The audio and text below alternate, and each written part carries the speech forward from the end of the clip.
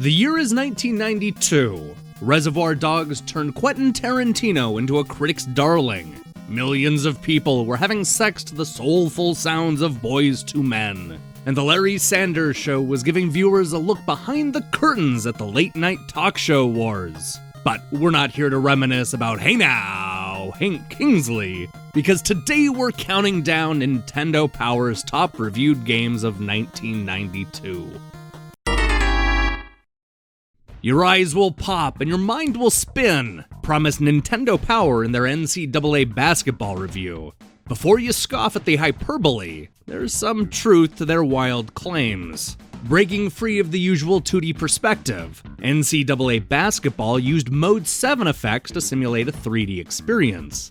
Sure, it looks a little rough by today's standards, but this was unlike anything we had seen before in 1992.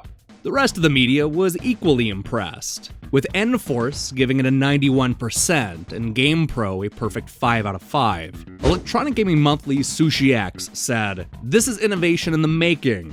Martin Alessi, who already looked like a referee, took it one step further. "This is probably the most realistic b-ball game I've ever played," he trumpets. He later concluded that HAL will be for the Super NES what EA is for Genesis. After seeing Sonic the Hedgehog dominate 1991, Nintendo returned with their first major third-party exclusive of the 16-bit wars, the one and only Street Fighter II. This arcade hit helped to kick off the fighting game genre and bring a lot of gamers to the Super NES. Nintendo Power was impressed with the graphics and gameplay, but they didn't seem as blown away as everybody else. Electronic Gaming Monthly gave the game 2 perfect scores and named it their Game of the Year. Sushi X called it phenomenal, awesome, the best. Street Fighter II is the only game I've ever seen that really deserves a 10. Sure, it changed the industry forever and helped the Super NES become a sales powerhouse, but I'm sure the next game is even better. Contrary to what Walt Disney's White Wilderness told you, Lemmings do not commit mass suicide. That's a myth. Lie or not, this misreported phenomenon did lay the groundwork for one of the best puzzle games of the 1990s. Released just after the Super NES version, this 8-bit Nintendo Entertainment System game offers the same levels and gameplay. As expected, the presentation took a hit, but that wasn't enough for Nintendo Power to complain. They gave the puzzler a 4.1 out of 5, earning it a spot on the top 10. GamePro also reviewed this NES Kart, but ultimately recommended people stick with the Super Nintendo version. Nintendo Power chose not to review Super Mario Land when it debuted on the Game Boy back in 1989. This was not a mistake they planned on making again. The magazine spent months gushing over 6 Golden Coins, a Super Mario Land sequel that managed to not only mimic the fun of the series, but actually add to it. Rob loved the bunny suit, while George focused on the brand new enemies. The other magazines agreed, with Electronic Gaming Monthly giving it 9s and GamePro awarding it a perfect 5 out of 5 score. Across the pond, both N-Force and Nintendo Magazine System were slightly less enthusiastic, with both giving the black and white platformer an 87%. For Bart Simpson, the path from TV superstar to video game hero was a rocky one. Critics were mixed about his first foray against space mutants, and seemed to hate everything after that. That is, until The Simpsons' Bart's Nightmare, a game that took everybody by surprise. Nintendo Power praised the characters and inventive levels, finding very little to complain about. They ultimately gave it a 4.2, which isn't that far off from Game Informer's 8.75 and the 87% that came from N-Force. Superplay went one step further, giving it a 91% and calling it one of the year's best action games.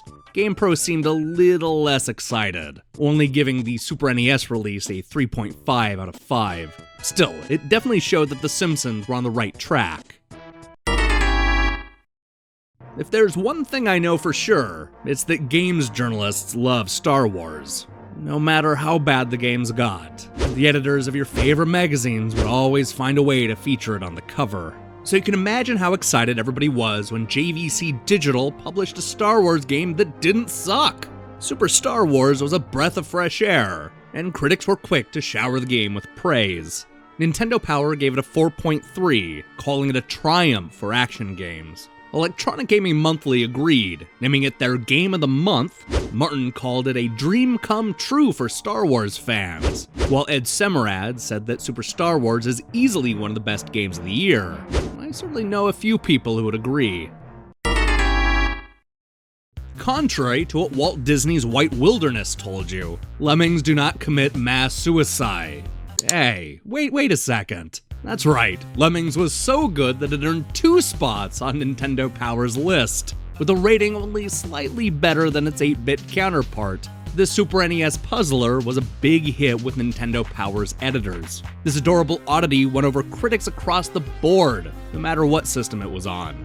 We saw Super Play give it an 86%, N-Force at 90%, and Nintendo Magazine System at 92%. The lowest score I could find was a 7 in EGM's sister magazine, Super NES Buyer's Guide.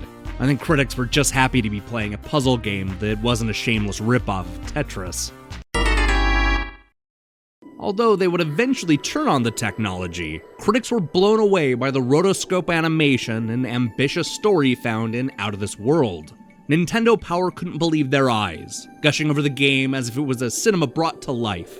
Even though some of the gameplay missed the mark, Out of This World left an impression with the editors. They weren't alone, as most of the other magazines called it a landmark release. You saw GamePro quick to give it a 5 out of 5, Game Informer with an 8.75, and N-Force with an 89%. Electronic Gaming Monthly echoed these sentiments, calling it totally original and totally awesome.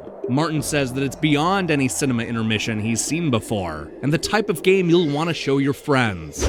Just wait until they get a load of Flashback. These days, everybody takes kart racers for granted. However, that wasn't the case in 1992. Unsure exactly how to market Super Mario Kart, Nintendo Power spent a lot of time comparing it to F-Zero. Beyond the familiar cast, the big selling point was the 2-player gameplay, an absolute must for any racing game. It won't come as a surprise that other critics loved Super Mario Kart, giving it nothing but high scores. Both Super Play and Game Players gave it a 94%, while GamePro went one step further with a perfect 5 out of 5. However, there were a few critics that weren't ready to name it the year's best racing game. EGM's Sushi X called it jammin', and then misspelled Super Mario Kart. Make of that what you will. With a score of 4.9, The Legend of Zelda: A Link to the Past is Nintendo Power's highest scoring 16-bit game of all time. The editors were blown away by the graphics, the story, the boss fights, and it's easy to see why. This set the standard for action-adventure games, and Nintendo Power knew they had a winner on their hands. They couldn't stop gushing over Zelda 3, and they weren't the only ones. The game earned near-perfect scores from Nintendo Magazine System, Super Play, N-Force, and Super Nintendo Buyer's Guide. Electronic Gaming Monthly's Ed Semerad said that this is the closest a game has ever gotten to a perfect 10, and then complained about the crummy graphics. The lowest score I could find was from Steve Harris, who complained that the game didn't make any radical changes to the formula, and gave it an 8 out of 10. Hey, thanks for watching me count down the best games of 1992. Make sure to tune in next week and we'll take a look at the worst games of 1992. On a side note, I want to warn you that there's going to be a little less content this week than normal. I spent the last few days working on the giant holiday series that will start up on November 26th. It's going to run daily from Thanksgiving to Christmas Day, so expect more details on that in the coming days. I still have some reviews coming up, but the bigger projects are taking up a lot of my time. Don't worry, more information is coming on all the holiday plans, so make sure and click the subscribe button and support what we're doing here. Until then.